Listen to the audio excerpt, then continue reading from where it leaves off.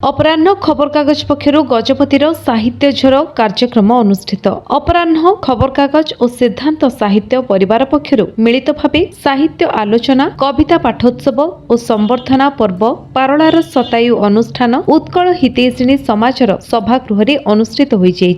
कार्यक्रम साहित्य एकाडेमीर प्राक्तन सदस्य श्री विचित्रानंद बेवर्ता अध्यक्षतार आयोजित होता बेले मुख्य अतिथि भाव उपांत प्रहरी श्री पूर्णचंद्र महापात्र, सम्मानित अतिथि भावे अपराह्न खबरकागजर संपादक श्री बंशीधर जेना, श्रीलिप्ता प्रिंट मीडिया और अपराह्नर प्रकाशिका श्रीमती लक्ष्मीप्रिया दास, मुख्य वक्ता भावे स्थानीय महाराजा बालक विद्यालयर शिक्षयित्री श्रीमती सुलता शुभदर्शिनी, जिला संस्कृति अधिकारी सुश्री अर्चना मंगराज और जिला संयोजिका सुश्री अंजना पट्टनायक प्रमुख प्रदीप प्रज्वलन पूर्वक कार्यक्रम को उद्घाटन करथिले। मुख्य अतिथि उपांत प्रहरी श्री पूर्णचंद्र महापात्र निज वक्तव्य अस्मिता को नहीं वाद विवाद लगी रही एवं प्रकृत में गोटे अंचल बा राज्यर सामग्रिक विकास होउछि प्रकृत अस्मिता बोली दर्शाइथिले। जिला संस्कृति अधिकारी सुश्री अर्चना मंगराज निज वक्तव्य ओडिया पक्षरे एहिपरि एक सारस्वत कार्यक्रम करिथिबारु से अपराह्न खबर कागजर भूयसी प्रशंसा करथिले। सिद्धांत साहित्य अनुष्ठान एवं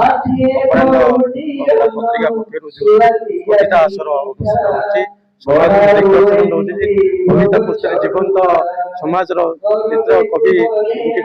लिखि पारुछि जहाँद्वारा समाज भी परिवर्तन होते आ कविटी जापर तार आत्मार वेदना समाज किपरि तार दुख सुख समाज परिवर्तन जहाँ अच्छी रीतिनीति कविता माध्यम कवि लिखिपारे उल्लेख कर कौन देखु साहित्य कहले समाज प्रतिबिंब आम कहूँ मिरर ऑफ द सोसाइटी बोली कह जड़े कवि जिते लिखुची से निश्चित भाव में समाज विभिन्न प्रकार उपादान आनी तार कविता माध्यम तार सृजनशीलतार परिचय दिए, तार भाव को प्रकाश करे। किंतु एठी मु कहिबे अपराह्न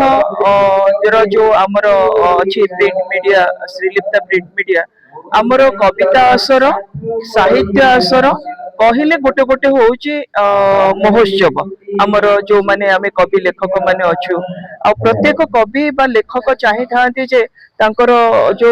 मानस संतान केबे ना केबे लोकलोचन को आसु दृष्टिगोचर हो आ सेटा प्रकाशित हो आ से सुजोग हमको श्रीलिप्ता प्रिंट मीडिया आनी देछि। प्रति मास माने आम पई जो 4 तारिख गजपति जिल्लार पत्रिका जोटा आमर प्रकाशित होउची प्राय 20 रु ऊर्ध्व कवि एथिरे तांकर लेखा को स्थान देबार सुजोग पाउचंती। आ मो कहिबी जे ओडिया अस्मिता बा आमर ओडिया साहित्य मनस्क जो आमर आमे रहुचु समस्ते साहित्य प्रति आमर जागरण सृष्टि हेबा एवं समस्ते गोटे गोटे जो उत्सव माध्यम कविता पाठोत्सव माध्यम समभावापन्न हवा जो आज कविता आसर अपराह्न पक्षर अनुष्ठित सिद्धांत मिलित सहयोग जो कार्यक्रम होती कविता द्वारा समाज को दिग्दर्शन दे पारे समाज भी परिवर्तन हो पार समाज भी किसी शिखी पार कविता फल कौन कह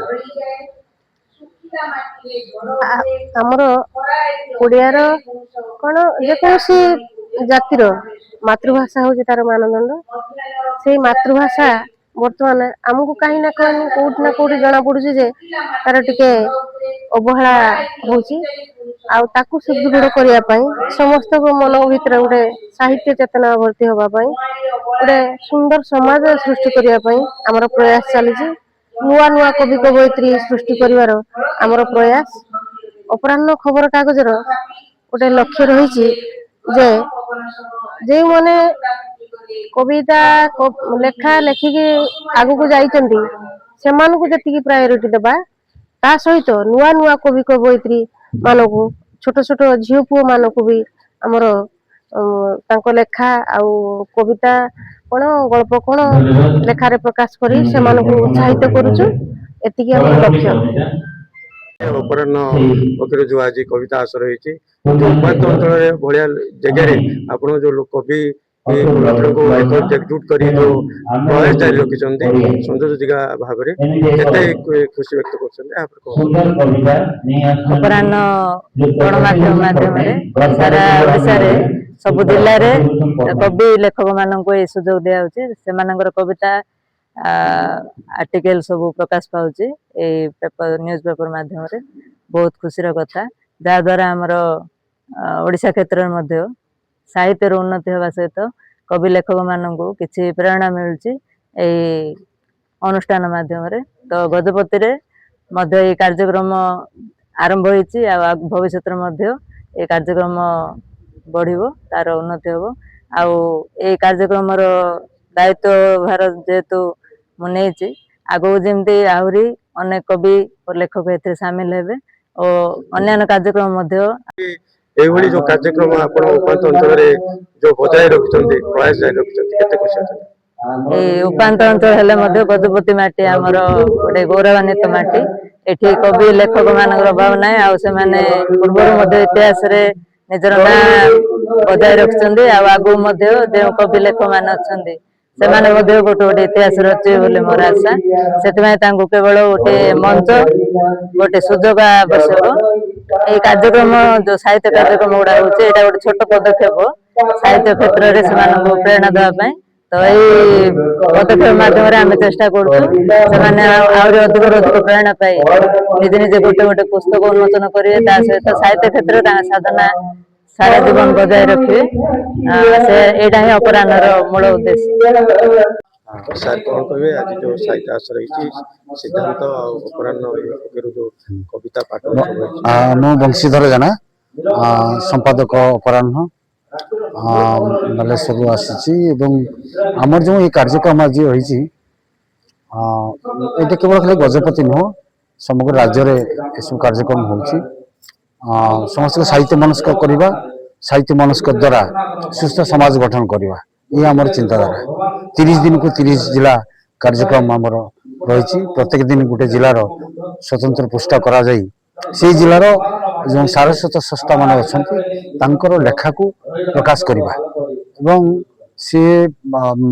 जो नव नुआ नुआ जो मैंने लिखुं से सुजोग देवा एवं से उड़िया भाषा साहित्य रे आगु को नहीं जावा आम भाषा आम परिचय ये कथा को आम स्वप्न देखीचु एवं समस्त को कहूँ जे आपण माने ये सारस्वत कार्यक्रम भितर रुहतु साहित्य मनस्क हूँ एवं सुस्थ समाज गठन ओडिशार 30 जिले में यह कार्यक्रम चली आम जिला परिक्रमा कार्यक्रम ता भितर थिला 30 जिला आम कार्यक्रम प्राय समाप्ति होगा जाऊँगी गजपति जिलार द्वितीय वर्ष कार्यक्रम जोटा कि आपंकर प्रथम आम 30 जन साहित्यिक ए जिले जोड़ी थे एवं 90 पाखापाखि 90 जन हो सारी आगू आहरी बढ़े बोली आशा करुच्ची खाली एटा खाली गजपति जिला प्रत्येक जिलार 200 300 150 200 एभली साहित्यिक आम सहित जोड़ी से साहित्य कार्यक्रम को आगे नहीं खुशी होती जोटा सबुठ बड़ कथा से लेखा प्रकाश कर जो सुजोग पाऊन अपराह्न परिवार सुजोग देसी कौन पैसा पत्र कारबार ना जे प्रकाश करने कौन अर्थ आवश्यकता हुए ना बिना मूल्य से लेखा पठाऊँ आ समस्त लेखा को आम अधिकार भित्ति प्रकाश करुँ से खुशी होती कार्यक्रम माध्यम आगू सारस्वत कार्यक्रम को आगू नहीं मो नाम सुलता शुभदर्शिनी मु महाराजा बालक उच्च विद्यालय गणित और विज्ञान शिक्षयित्री रूप से कार्यरत। मैडम कौन कहे आज जो साहित्य आसर सिद्धांत अपराह्न पत्रिका पक्षर जो साहित्य आसर मुख्य वक्ता निश्चित भाव एक माने उत्कर्ष कार्यक्रम कारण ये कार्यक्रम ही ओडिया भाषा और तार लिपि को एवं तार संस्कृति को बंचाई रखिबारे साहाय्य करिवो। अपराह्नर एवं सिद्धांतर मिलित आनुकूल्य रे कार्यक्रम आज अनुष्ठित होइछि। गत वर्ष अपेक्षा आज जो आम देखा जो माने दर्शक बंधु माने अछंती बा जो माने कविता पाठोत्सव रे मध्य भाग नहीं से संख्या बहुत मात्रा रे बढ़ी एवं आज मुख्य अतिथि भाव में आम उपांत प्रहरी को आम गहन में पाई तत्सहित अपराह्नर 2 जन व्यक्तित्व आम गहन में थिले। तो समस्त से गोटे इच्छा एवं गोटे प्रचेष्टा जे ओडिया अस्मिता को केमिति आम उपांत अंचल पुनर्जीवित करें जाबुड़ी की रखिपारू तार गारिमा को ऐतिह्य को ଏହା ହିଁ ଚେଷ୍टा थिला समस्तंकर वक्तव्य एवं भविष्य में जेहेतु एटा एक द्विभाषिक अंचल आस्ते आस्ते लुप्त पाई जाउथुबा संस्कृति को आमे चेष्टा करूचु गुंडुची मूषा सदृश्य ताकू आउ थरे पुनरुद्धार करिबा पई कहीपर कि कविता समाज को दिग्दर्शन दे पारे समाज को परिवर्तन करि पारे कविता बोली आमे कहीपर निश्चित भाव में अनेक जन आज तांकर वक्तव्य माध्यम जनई जे साहित्यिक होचनी द्वितीय स्रष्टा जहाँ भी आमे युद्धर अस्त्र साहाय्य परिवर्तन करि न पारू ताहा आमे कलम साहाय्य करि परिबा तो भाषा आउ कलम ए दुईर संयम बा तार जो संगम द्वारा मध्य आमे समाज रे अनेक प्रकार परिवर्तन आनी परिबा एवं जे विभेषिका आम मन रे सृष्टि होउची ओडिया अस्मिता को नै ताकू शांत करि परिबा जो तृष्णा भी सृष्टि होउची जो प्रश्न सृष्टि होउची मन रे जे काले आमे हमर जाति को हजई दउचु कि काले आमे हम परंपरा को हजई दउचु कि तो एई परिप्रेक्षी रे मो भाबुची एई भली कार्यक्रम निश्चित भाव रे कविता पाठोत्सव माध्यम रे एवं हमर भाषा माध्यम रे सेगुडा को पुनर्जीवित करिवा पई सहायदायी हबो।